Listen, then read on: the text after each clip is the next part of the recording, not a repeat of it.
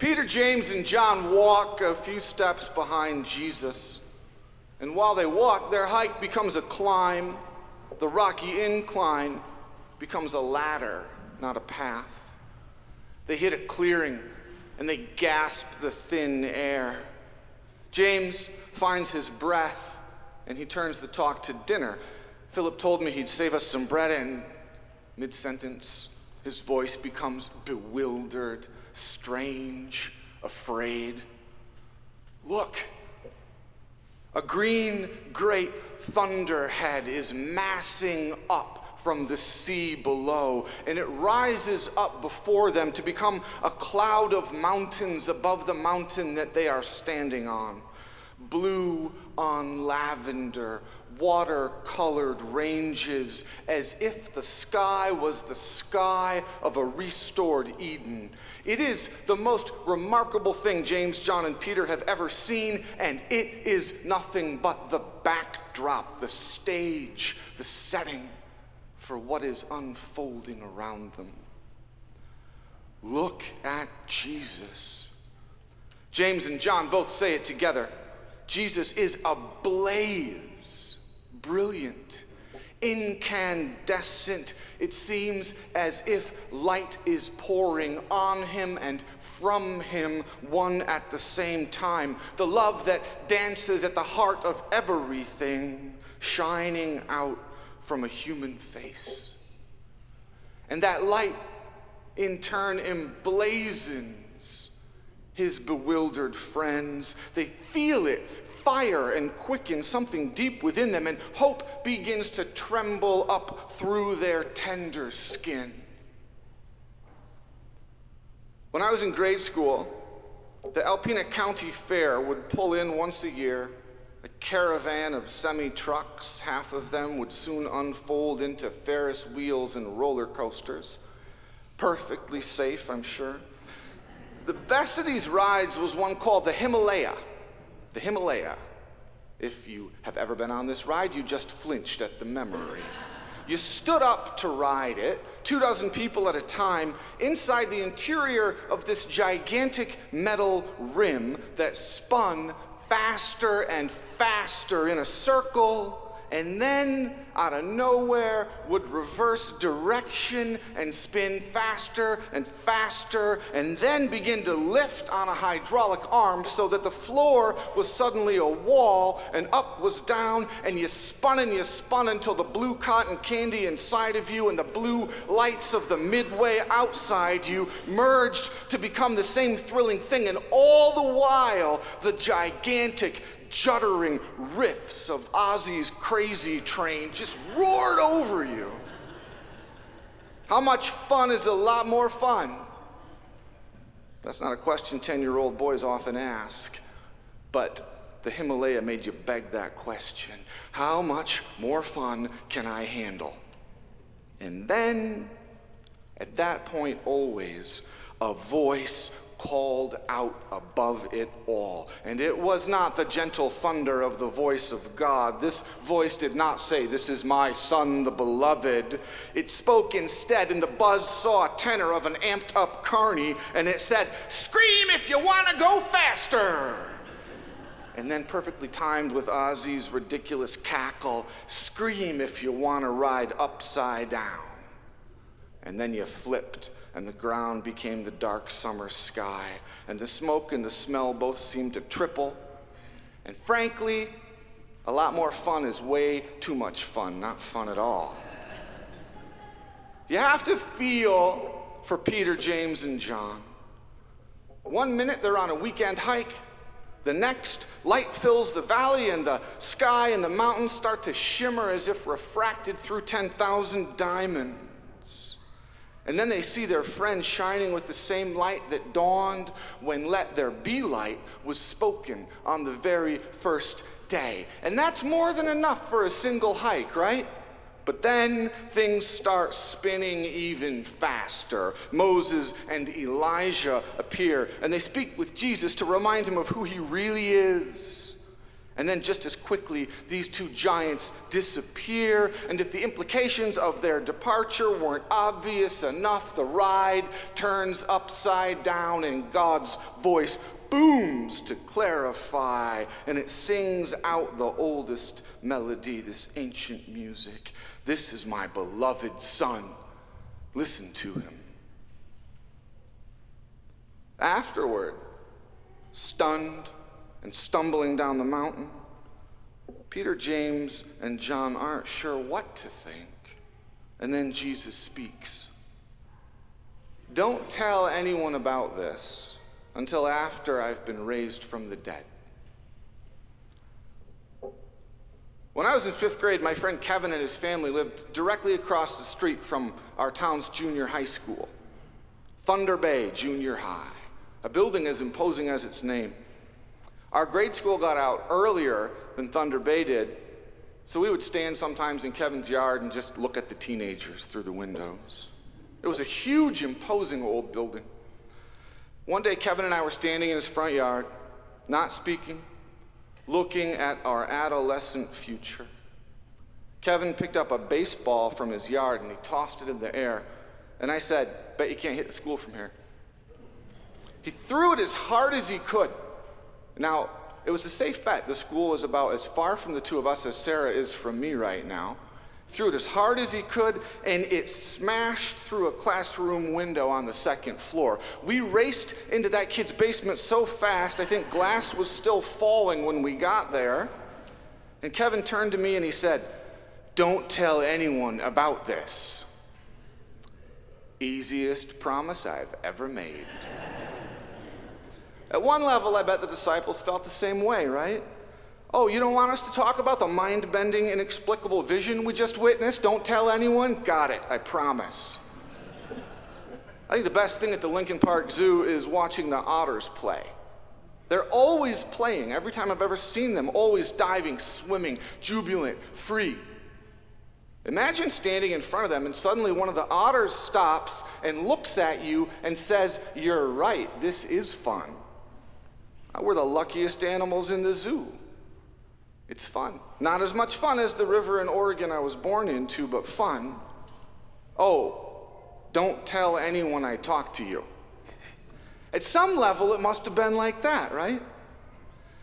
Except for the fact that Peter, James, and John live in an enchanted universe. They weren't raised to be rational.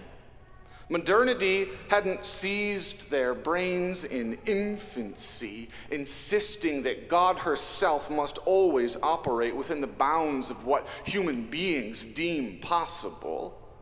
None of that had happened to them. They still lived in an enchanted world. They believed what they saw that day.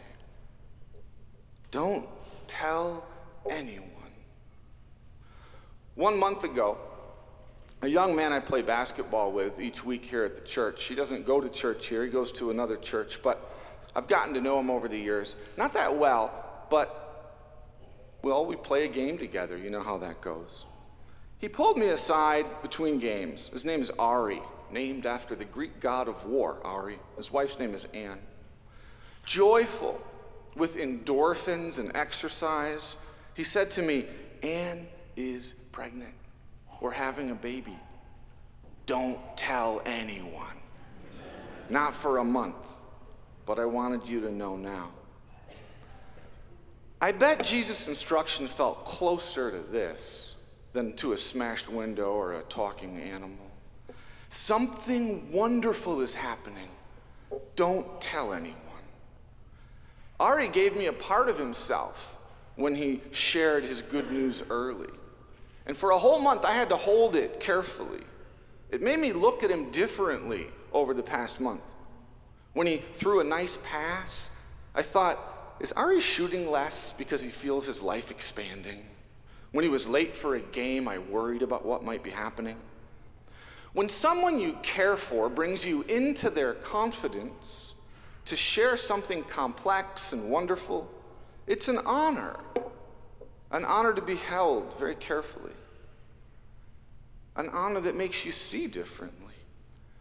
How could Peter, James, and John see Jesus without a thrill after seeing him transfigured?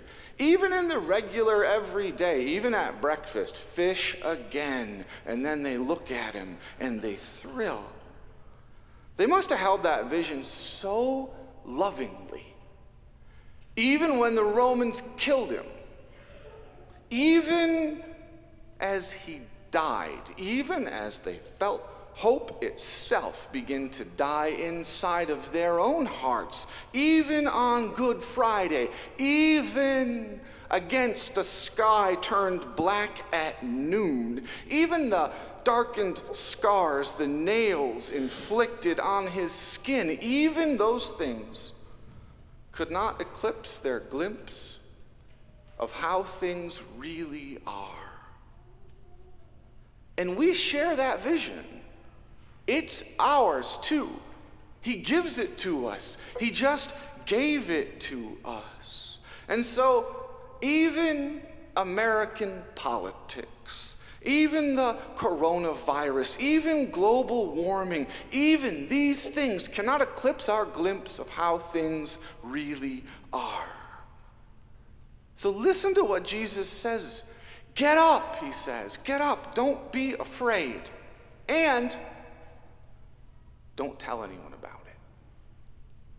So here's what I want you to do for the next 6 weeks. This is St. Paul's Lenten Challenge. Are you ready? For the next 6 weeks. 6 weeks ends right after Palm Sunday. If you're single, don't say you're a Christian on a first date. Can you do that? If you're 50, don't tell your old college roommate how badly you need communion. Can you do that? Don't mention the resurrection to your neighbors for the next 6 weeks. Just keep it out of your mouth. Don't knock on their door and tell them about the resurrection. Don't hum hymn tunes at your desk. If you're looking for a new job, don't put member of St. Paul's United Church of Christ as the first thing on your resume. Don't let anyone know how much you believe. Don't let anyone know how much you love God, or that you think creation is more than an accident. And promise not to tell your boss everything you know about Jesus. Got it? Don't do any of these things. 6 weeks. Hold on to all of it. Cherish it. Treat your faith as an honor carefully. That, well, if I didn't get paid to talk about God, that would be the easiest promise for me to keep since Kevin broke that window in 1978. But there's a second half to Jesus' sentence. Don't tell anyone about this until I am resurrected. Don't tell anyone about this until the Son of Man rises from the dead. Then you can tell, and then you must tell, because you won't be able to hold it back. That is how we go from the year 0 to 2020, from Palestine to Chicago, and here we are, because they couldn't keep their mouths shut.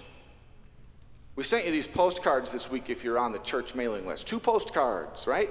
Use them to invite a friend to worship. Invite a friend to Easter. And I guarantee that when you do this, because I've done it, you're going to feel a little crazy when you do this, I think. If you grew up like I did in a tradition that tells you it's great to believe, but we ought not really to talk about it. If you grew up that way, it feels a little crazy to reach out to someone and say, come on in, come with me. Because it's almost impossible to believe in God in 2020. But consider this. Unbelief is equally impossible. Imagine your most secular friend the moment their first child is born, or the moment they realized they'd fallen in love with their partner, or the first time they heard their favorite piece of music, or the last time they saw the sun set. Unbelief is also impossible. So take a risk. First keep quiet, then take a risk. And when Holy Week arrives, let the truth out. Spill it. Spill it. God did. Grace comes splashing madly, spilling out over the rim of heaven. 2 sips for each parched lip, and whoa, you find yourself unsteady, instantly electric, reeling, quick breathing, already giddy. As from the double whiskey Coke no ice, or just a Coke, or a grapefruit LaCroix, or that glass of wine that you could barely balance while dancing like a lunatic to the wedding music at your old neighbor's surprisingly nice reception 20 years ago. Remember that little boy dancing in a tuxedo with a piece of wedding cake held in his fist, full of joy? Does he make sense? He doesn't make any sense at all. He's just beautiful. Remember dancing, mercy spilling down your arm. Spill it. Hallelujah. Amen.